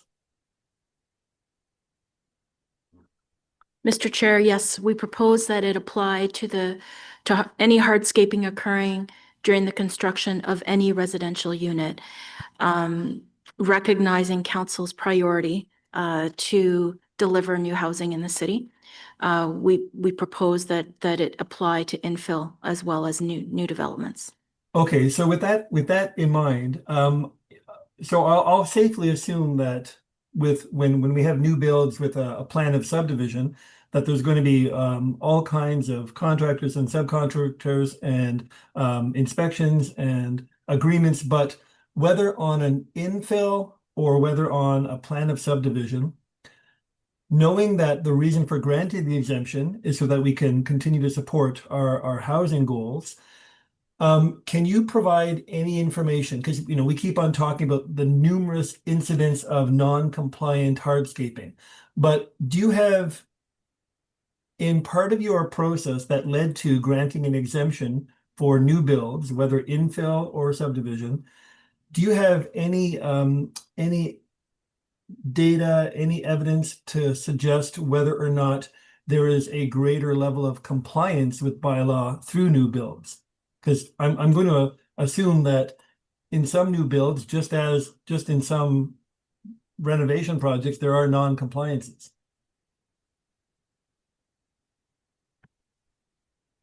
Mr. Chair, that's a very good question. Based on the service requests and the enforcement data that we reviewed, hardscaping, non-compliant hardscaping in the construction for new homes was not the greatest area of concern. Appreciating that some councillors are seeing issues in their area on a one-off or case-by-case basis. Overall, that was not the greatest concern for the city, but I would invite my colleagues in bylaw to add comments to that. Through you, Mr. Chair.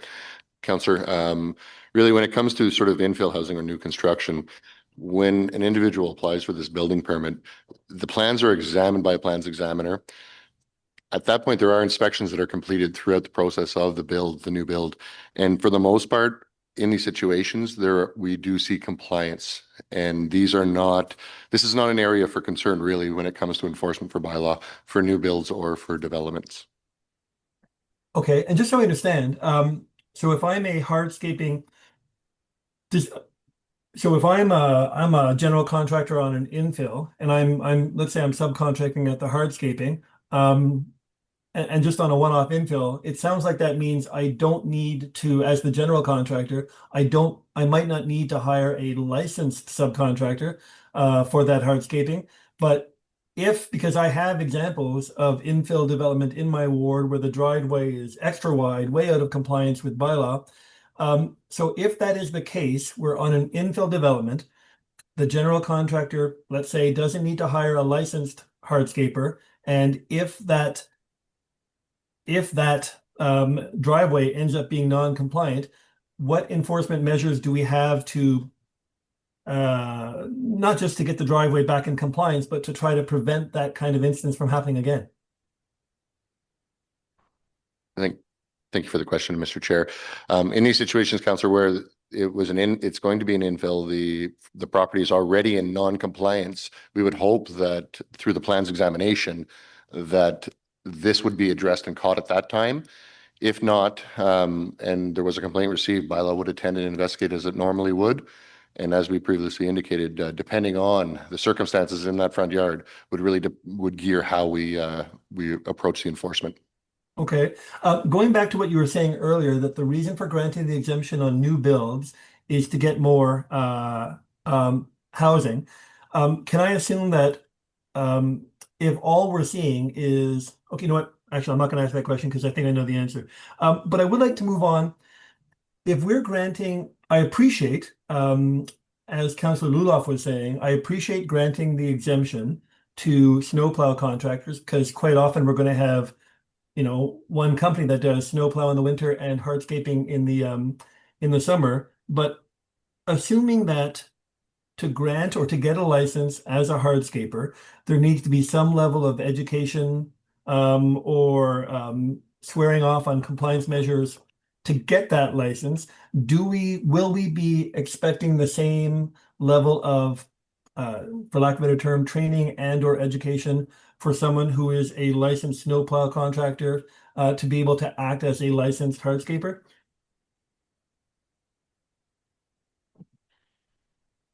Mr. Chair, I may not be answering exactly what the councillor is asking, so appreciate any follow-ups, but yes, so whether it's an applicant for a snowplow contractor license or an applicant for a hardscape contractor license, the application process remains the same. They have to fill all the conditions of issuance in order to obtain a license. As part of the conditions of holding a license and renewing a license, they have to comply with all city bylaws. If there are issues of non-compliance, especially repeated non-compliance, that is something that the chief license inspector can take into account, either in the term or at renewal. So I will turn it over to bylaw staff to add any details on that. Thank you. And through you, Mr. Chair.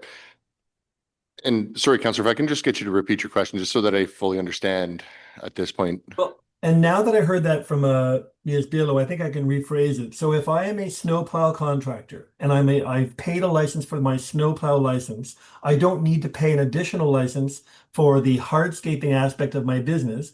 But if I am doing non-compliant work on hardscaping as a licensed snow contractor, when it comes time for my license renewal, I'm renewing my snowplow license, not my hardscaping license. Can non-compliant hardscaping work have an impact on my ability to renew my snowplow license? Mr. Chair, Councillor, thank you for the question. So I think, you know, the simple answer is yes, it could, because all applicants, they must comply with all city bylaws. So that would include all license. So if you're licensed in multiple categories, it's important that you're complying with all licensing bylaw regimes that we have in place. But, you know, to further add to that question, you know, it's one of the things that we did consider here is that often when we look at a licensing regime and we look at the fees that we're going to charge for the license, it's really about the cost recovery on enforcement and administration costs. So again, you know, Valerie and I had many discussions about this, you know, that we're really anticipating that there's going to be a substantial decrease in the amount of service requests that we have to handle on an annual basis because of this licensing regime. So education is going to be a key component here. So we're not looking for any additional revenues to offset those costs, other than, you know, we know that for the first couple of years, we're going to be chasing some contractors, and we're going to use, you know, our summer student program to assist with more focused enforcement in that area. So that's what those licensing fees will be used for. Thank you. So, hey, one last question in reference to the delegation from the young man who was talking about small businesses trying to find their way. I agree that we don't necessarily want to exempt them from having a license here, but I guess one measure I wanted to ask, if it is in our best interest to make sure that we can support entrepreneurs and that there can be, you know, turnover of getting these young businesses to find their way, has there been any consideration, or could there be any kind of consideration of perhaps having a limited amount of discounted licenses available to qualifying small business entrepreneurs, whether they be young or new Canadian or whatever, provided that they find compliance through some other ways, like a discounted license tied with mandatory education, so that they could be compliant, just so we can not disincentivize young businesses from starting up. Mr. Chair, Councillor, thank you for the question. I think this goes back to a question that was asked earlier. You know, again, it's difficult for a person under the age of 18 to meet the requirements to issue a license, so the requirements of issuance. And I didn't mean, sorry, not for people under 18. Let's say it's a small business. They've got $300,000 in annual sales. They've got 2 trucks, or a group of new Canadians who are finding it hard to meet the larger licensing requirements. I'm talking specifically about those small businesses that might not be able to compete with large ones. Is there any way of offering some kind of discount to them that goes along with education? Mr. Chair, that's not something that we had considered during this process.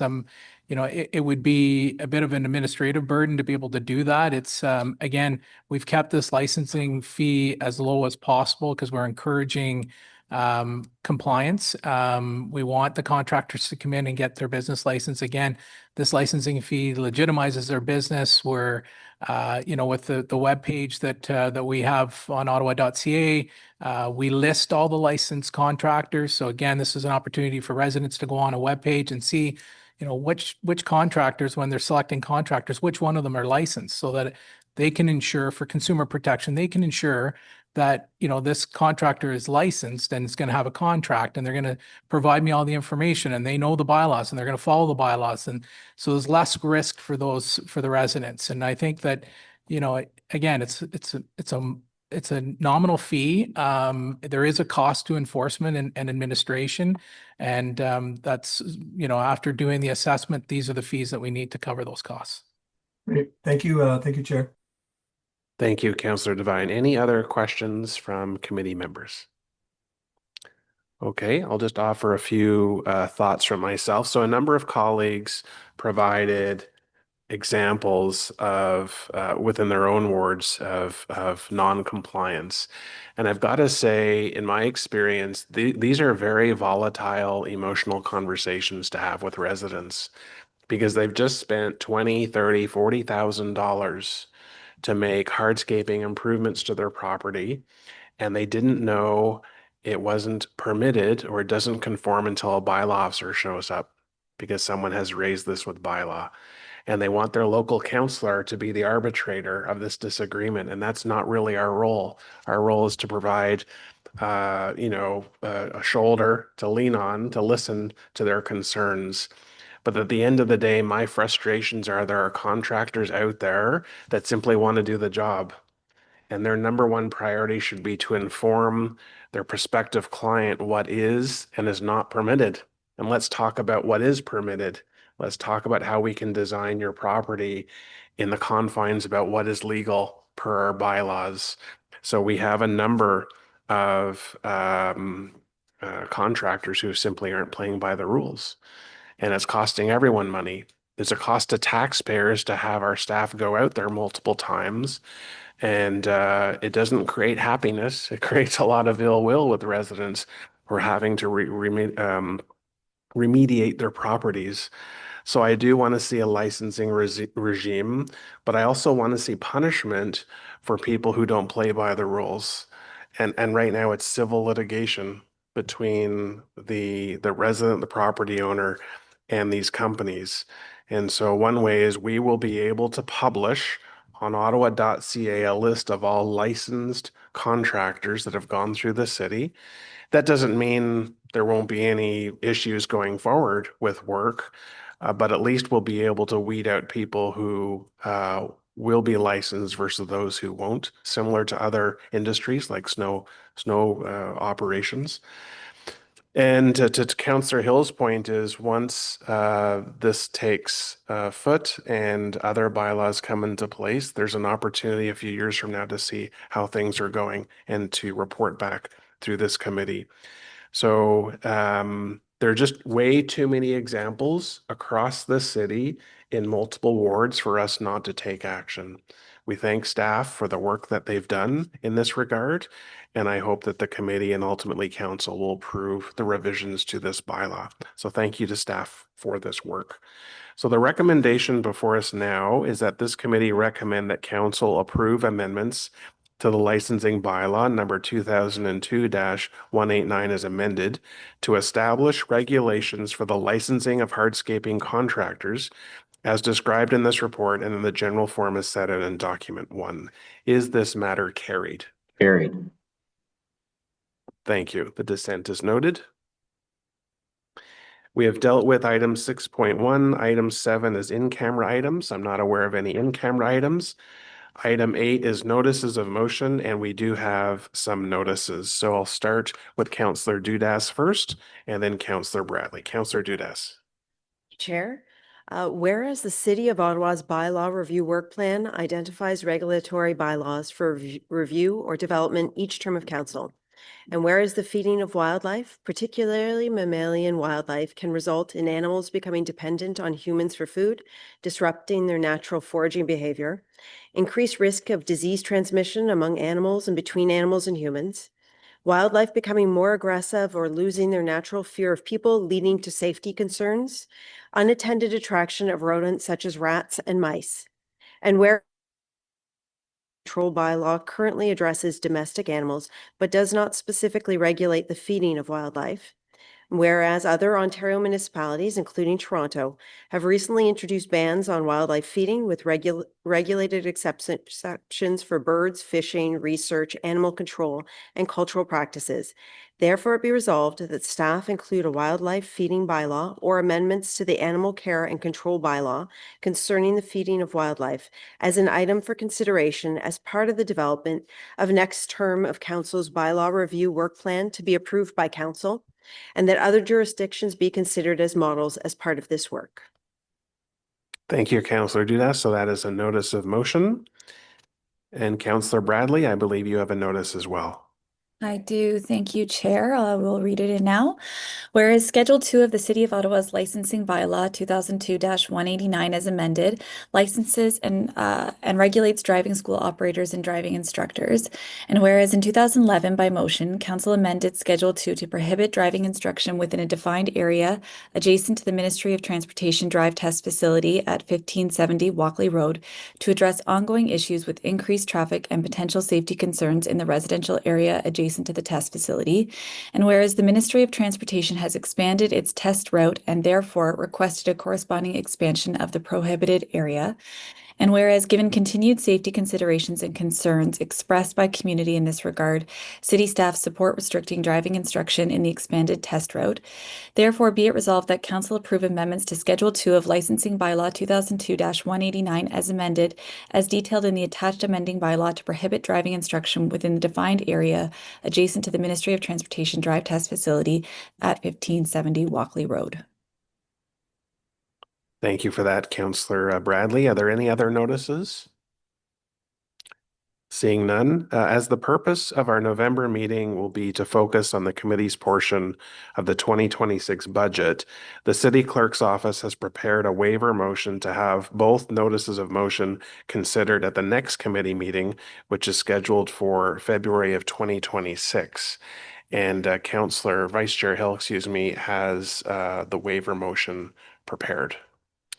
Thank you, Mr. Chair. Be it resolved that the following subsection of the procedure bylaw 2025-100 be waived to allow notices of motion introduced at today's meeting to rise to the February 2026 EPPSC meeting, as the November 20th, 2025 meeting will be focused on the 2026 draft budget. 59.4, consideration of a motion of which notice was given pursuant to this section shall be in order at the next regular meeting or at a special meeting of council called for that purpose. So this is just a procedural motion that will move both of those motions to our next regular meeting following the budget, which is in February. And that has to be approved? Yes, okay. So does the committee approve that? All right, thank you. Okay, seeing that there are no other notices, item 9 is inquiries, and I believe Vice Chair Hill has one. Is that correct? Yes, thank you, Mr. Chair. Inquiry regarding Ottawa Public Health and bylaw dog bite coordination. Dog bites are a rare occurrence, but when they happen, residents can be confused as to who to contact, as both Ottawa Public Health and bylaw services have web pages requesting incidents be reported through their respective organizations. The overwhelming majority of dog owners are responsible people, and complaints may be motivated to reach out to OPH to report a public health concern, but avoid reaching out to bylaw to prevent escalation of consequences to the dog. Or they may be instructed by a doctor fixing their wounds to call OPH and a police officer to take care of their case to contact bylaw. With that in mind, could you please address the following questions? 1. Currently, OPH requests dog bite victims to contact their organization to help coordinate rabies response. To what extent does bylaw services and OPH share information on dog bite reports, both at the macro and individual case level? 2. What role, if any, does bylaw play in enforcement of OPH's rabies quarantine and inspections when implemented? 3. How many dog bites reported over the last 5 years have been rabies related? And 4. How many muzzle orders are successfully appealed? And what are the common factors in a successful appeal? Thank you, Vice Chair. Are there any other inquiries? Seeing none, item 10 is other business. And as I said at the beginning of our meeting, this is when we'll deal with a motion that I have. So I'm going to step out of the chair to read the motions and ask that the Vice Chair take the chair position.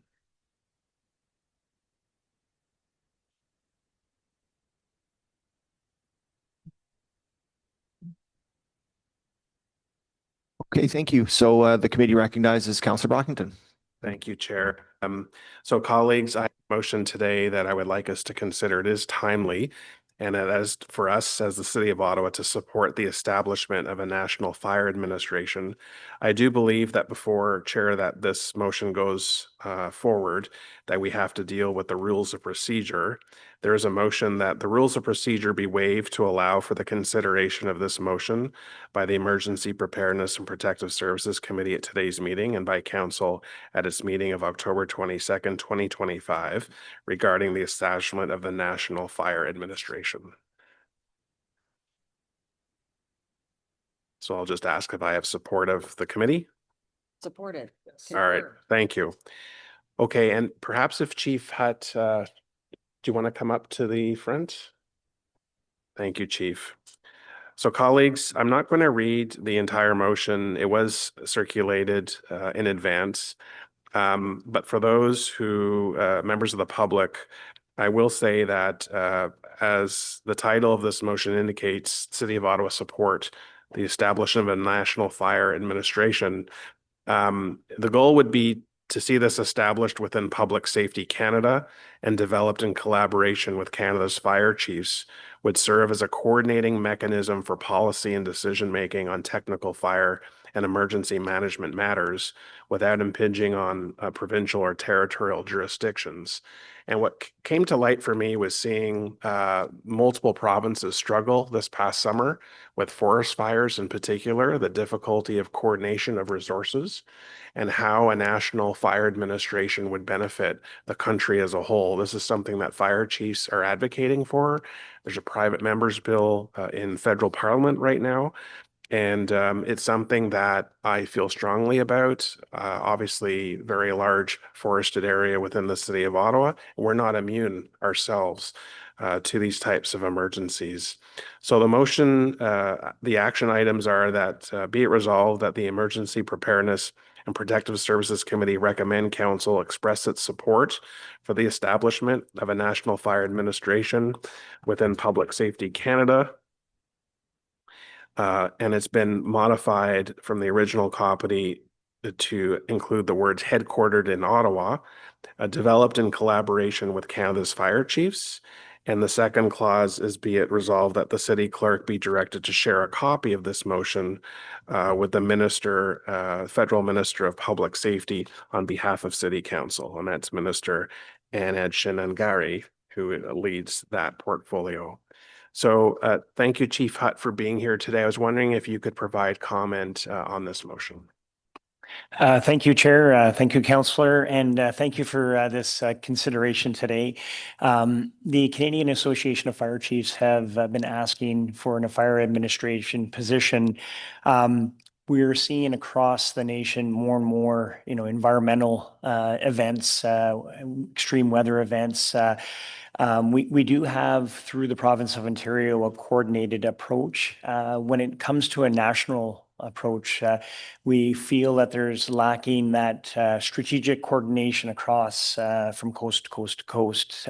So essentially, this will just modernize how we look at it from a response perspective from across. So there is a private member's bill before, I believe the Senate now, or contemplating this, and there is a petition. So I am a member of the Canadian Association of Fire Chiefs. I do believe this would help from an overwide national response. And it's not even a response, it's also the prevention, education, sharing of information. Other countries, United States, Japan, Australia, they have fire administrations from a national perspective, and they've proven to be very proficient and successful in those countries as well. So thank you for this motion before committee today. Great, thank you for that. And Chair, that's all I have. Thank you very much, Councillor Brockington, for bringing that forward. Does anybody have any questions? I see Councillor DesRoches. Thanks, Vice Chair. No, I just wanted to thank Councillor Brockington for bringing this forward and accepting a friendly amendment to include that it should be headquartered in Ottawa. Every now and then as a council, we have to put on our national capital cape and defend the nation's capital. This is the capital city under the Constitution, and there are very much political forces out there that would have what are machinery of government jobs going to the regions. But if this is truly a national program, a national service, then it should be headquartered in the city of Ottawa. So I appreciate your friendliness in accepting that amendment. Thank you. Thank you very much, Councillor DesRoches. Councillor Johnson. Thank you, Chair. So could you just offer some examples of what this service would do to augment your service at a local level that you think would be best captured through a national body? Chair, through you, thank you for that question. We see at a provincial level, for example, and I'll just start with the provincial level, if assistance is required across the province, the province will reach out through emergency management and notify municipalities to see what resources, what equipment, how we can support. At a national level, we don't have that. So if you apply the same methodology or the same strategic planning, we're not, certainly from the fire chief's perspective, emergency management, it's just there is no central area of coordination for a national response. For example, the wildfires in California, we were notified to the province that we could support at a federal level, but there was a disconnect between, I felt there was a disconnect between the province and then the federal level. So if you had that fire administrator, that one point of contact that, if we were able to support or could help with resources or equipment, you would have that the continuity between those agencies. And this is what that administration would focus on. Thank you very much. I can certainly see many examples of where we're starting to see more, the size and scale of the disaster is requiring more hands on deck more quickly. And so I can appreciate how this would be helpful. I mean, just with respect, I know it's a little off topic, but with the provincial oversight, like how does it work with fire bans in that, even sometimes some of the more rural communities around Ottawa would not have a fire ban, but Ottawa might have a fire ban or vice versa. Is someone coordinating that, on a regional level? And are there still some gaps even in that type of enforcement? Thank you. I think it's a very relevant question. There is coordination from a provincial perspective. There's a provincial Ministry of Natural Resources. So when they identify fire danger, fire hazard, we certainly take a very close look at their characteristics and we apply that same methodology here in Ottawa. What is unique is that the province of Ontario is huge. So what could be occurring in one part of the province may not be the same in another part. And so even though we follow provincial guidelines and regulations, we do have to take a look at it from a local aspect as well. As we speak, we're in a level 3 drought. So, those are things that we're always taking into consideration when we're looking at our fire bans. It might also too, when we look at fire bans and fire danger in our community, we often get questioned, we just got some rain and why can't we burn? But we have to take was it enough rain to make a significant difference in the dry tinder that we have in our area? So there's a lot of moving pieces behind the scene, but if you're absolutely correct. There is some framework through the Provincial Ministry of Natural Resources that we take into consideration.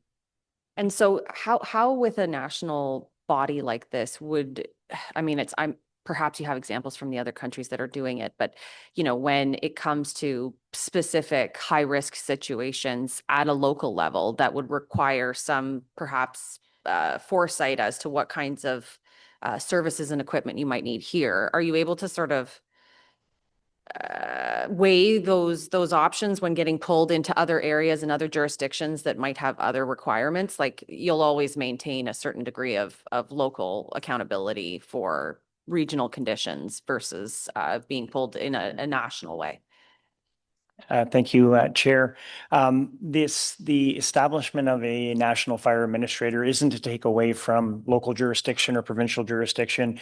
What it is it's a single path of conduit or information that, in the event that we have resources or equipment, and we've seen this in Canada today, where we're seeing groups from other nations come and support wildland firefighting, for example, where there's resources and equipment that are closer right in Canada that can support with some of those initiatives. And again, I'm not suggesting it's being overlooked, but I just don't think there's a strong coordination from a national perspective. Thank you very much, Councillor Johnson. Is there any further debate on this issue? Thank you, Councillor Brockington, for bringing this forward. Is this motion carried? Perfect. Councillor Brockington, you want to take the chair? Take the chair back, but I'm going to sit here to adjourn our meeting. So colleagues, our next meeting will be November 20th. That will be the budget meeting. We'll deal with the budget exclusively. And as there's no other business today, we are now adjourned. Thank you. Thank you.